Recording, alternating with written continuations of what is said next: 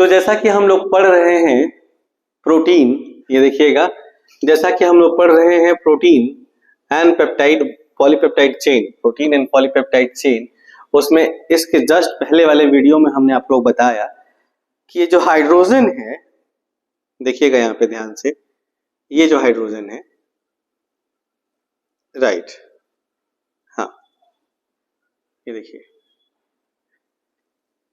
NCC, ये oxygen, इसको हम ऐसे घुमा सकते हैं।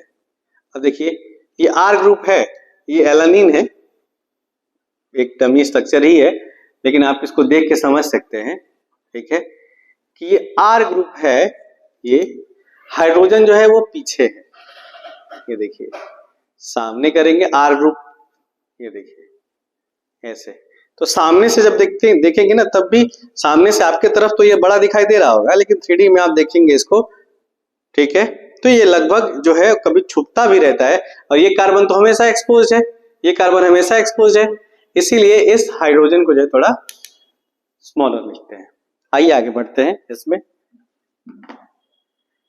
तो हम लोगों ने ये तो देख लिया था कि पॉलीपेप्टाइड चेन कैसे बनती है, जो आप यहां पे फिर से देख पा रहे होंगे, ये देखिए N से C, आप देखिए कितने पेप्टाइड बॉन्ड आपको दिखाई दे रहे हैं, 6, R1 से लेके R6 तक है ना, R1 से लेके R6 तक है, यानी 6 अमीनो एसिड हुए, और 6 अमीनो एसिड हुए और 5 पेप्टाइड बॉन्ड हुआ। तो ये क्लियर होगा आपको, इसमें कोई डाउट नहीं होना चाहिए। आप लिख भी लेंगे इसका NCC, देखिए कितना आसान है, NCC NCC NCC NCC NCC NCC, तो इतना आसानी से लिखा जा सकता है, समझा जा सकता है। पॉलीपेप्टाइड चेन बनाना कोई बड़ी बात नहीं, आप बना सकते हैं, एक बार प्रैक्टिस कर सकते हैं, कोई प्रॉब्लम होगी तो आप कमेंट सेक्शन में बता सकते हैं। आगे बढ़ेंगे तो आप देख सकते हैं यहाँ पे ये देखिए, जैसा हमने 3D में बनाया था, बनाने की कोशिश किया था, वैसा ही यहाँ पे भी है। ये देखिए N टर्मिनल C टर्मिनल है, यहाँ पे आप देख रहे हैं ये जो हाइड्रोजन है स्मॉल में लिखा गया है ना, आप भी लिखिए, लिख के दिखाइए, अपनी कॉपी में लिखिए, प्रैक्टिस करिए, लिख के दिखाइए, मिलाइए इससे। अगर कोई प्रॉब्लम आ रही है कमेंट सेक्शन में कमेंट करिए, अगर समझ में आ रहा है तो भी बताइए कि आपको समझ में आया, अच्छा लग रहा है तो लाइक कर दीजिए, सब्सक्राइब कर दीजिए, शेयर कर दीजिए, बेल आइकन दबा दीजिए। यहाँ देखिए पॉलीपेप्टाइड चेन जो है वो देखिए N टर्मिनल से लेके C टर्मिनल तक यहाँ तक है, इसीलिए हम लोग कहते हैं कि प्रोटीन जो होती है N to C होती है, लेकिन पेप्टाइड बॉन्ड यहाँ देखिए C to N, क्योंकि आपको पता होगा कि यहां से लेके यहां तक एक अमीनो एसिड है R3, तो ये जो कार्बोक्सिलिक टर्मिनल है वो इसके अमीनो ग्रुप से जुड़ा हुआ है, इसीलिए कहा जाता है कि जो पेप्टाइड बॉन्ड होता है वो C terminal to N terminal बनता है।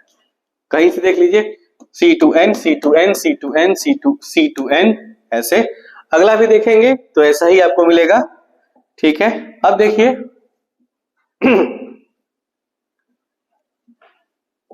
यहां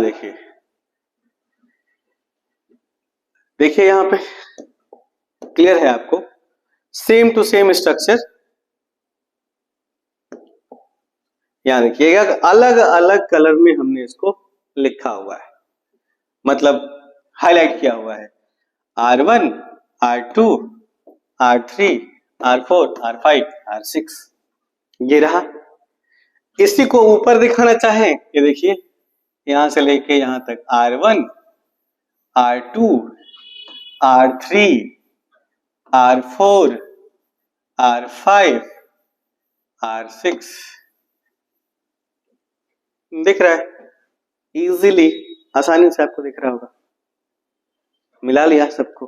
अब एक और कंसेप्ट है जो बहुत इंटरेस्टिंग है, जो आपको बहुत फायदा करेगा आगे समझने में, कि यहाँ पे हमने R1 और R2 को देखेंगे आप ट्रांसपोजिशन में लिखा हुआ है। क्यों? क्योंकि इसके पहले वाले वीडियो में हमने बताया था कि अमीनो एसिड जो होते हैं उनका R ग्रुप जो होता है बेसिस ऑफ क्लासिफिकेशन होता है, और वो बल्कि हो सकता है, मतलब बड़ा चेन हो सकता है, और एरोमेटिक अमीनो एसिड हो सकते हैं, या पॉजिटिवली निगेटिवली चार्ज वाले अमीनो एसिड हो सकते हैं, तो आर ग्रुप का इंटरेक्शन स्टेरिक क्लैश क्रिएट करेगा। तो मैक्सिमम डिस्टेंस पे रहने के लिए ही क्या होता है कि इनको एक दूसरे के ट्रांसपोजिशन में ऐसे रखा जाता है, जो आपको यहां से दिख रहा होगा, ट्रांसपोजिशन में रखा जाता है। हर जगह वही है, आसानी से आपको समझ में आ जाएगा।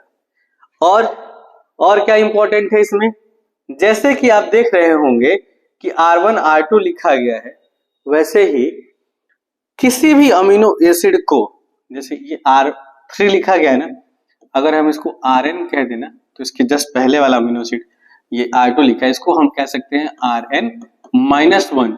इसके और पहले वाले को Rn-2, इसके बाद वाले को Rn+1, इसके बाद वाले को Rn+2, Rn+3। ऐसे जब जैसे मान लीजिए कि कोई अमीनो एसिड है कोई पॉलीपेप्टाइड चेन है जो बहुत बड़े अमीनो एसिड, बहुत ज्यादा नंबर में बहुत ज्यादा अमीनो एसिड से मिलकर बनी हुई है, 200 400 500 अमीनो एसिड है।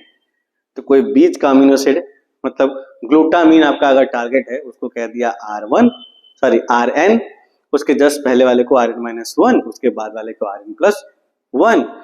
ठीक है, तो ऐसे Rn-1 -2 -3 Rn+1+2+3 ऐसे कहा जा सकता है। उससे समझने में पढ़ने में आसानी होती है। प्रोटीन सीक्वेंसिंग देखेंगे तो आपको समझ में आएगा। जैसे यहां देखिए, यहां पे आप देख सकते हैं कि एक किसी को, ये देखिए Rn कहें तो इसके पहले वाला Rn-1 Rn+-2 है, इसके बाद वाला Rn+1 Rn+2, किसको, ग्लाइसिन को कहा गया है। तो लेकिन वही अगर हिस्टीडीन को Rn, मतलब आप अपने पढ़ने के हिसाब से बड़ा सा चेन दिया हुआ है, तो हिस्टीडीन को Rn कह देते हैं, इसके पहले वाला Rn-1, इसके बाद वाला Rn+1। ठीक है, अगर एस्पेराजिन को Rn कहते हैं तो इसके पहले वाला Rn-1, इसके बाद वाला Rn+1। और यही अगर ट्रिप्टोफैन को अगर Rn कहते हैं, पहले वाला Rn-1, बाद वाला Rn+1।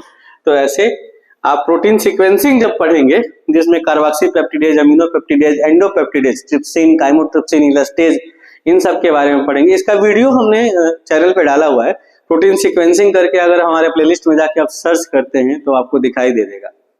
उसमें बहुत ही अच्छे तरीके से हमने बताया है, बहुत पुरानी वीडियो है, लॉकडाउन के टाइम की वीडियो है, जिसमें हमने बताया है कि सीक्वेंसिंग कैसे करेंगे। उसमें बहुत सारे क्वेश्चंस कराए हुए हैं।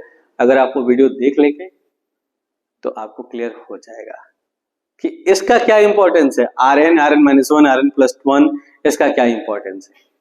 ठीक है, तो आगे बढ़ते हैं इसमें।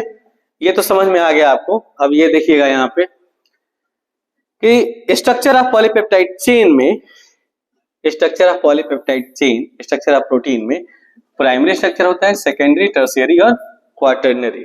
प्राइमरी क्या होता है भैया, primary structure of protein, amino acid added together by peptide bond, no extra covalent और नॉन कोवेलेंट बॉन्ड। कोई भी एक्स्ट्रा कोवेलेंट या नॉन कोवेलेंट बॉन्ड नहीं होता है, सिर्फ और सिर्फ peptide bond, N terminal to C terminal. ठीक है, नेक्स्ट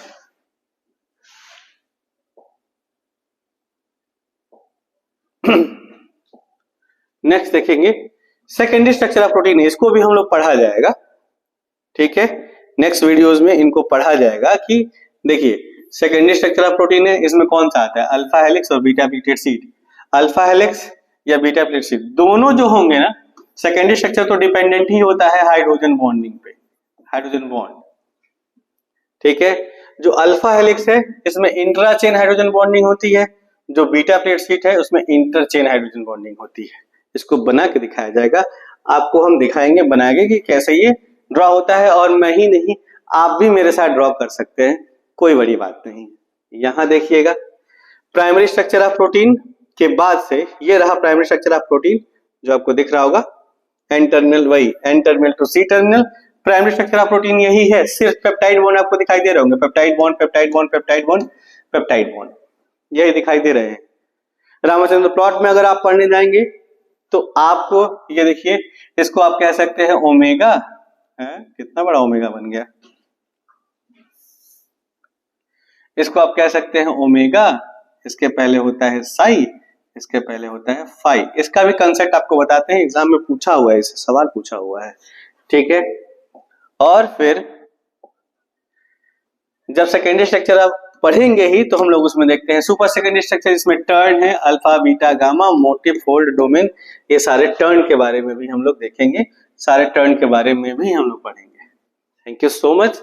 नेक्स्ट वीडियो में हम लोग देखते हैं कि अल्फा हेलिक्स के सेकेंडरी स्ट्रक्चर कैसे बनता है और क्या प्रॉपर्टी होती है। अल्फा हेलिक्स आप एक बार देख लेंगे, आपको दोबारा कहीं पढ़ने की जरूरत नहीं पड़ेगी। मैं नेक्स्ट लेक्चर में उसको बताने जा रहा हूँ, डिस्कस करने जा रहा हूँ। अगर आपको वीडियो ठीक लग रहा है तो लाइक करिए, कमेंट करिए, सब्सक्राइब कर लीजिए चैनल को कि एक भी वीडियो मिस ना हो, अपने दोस्तों को भी बताइए। Thank you so much.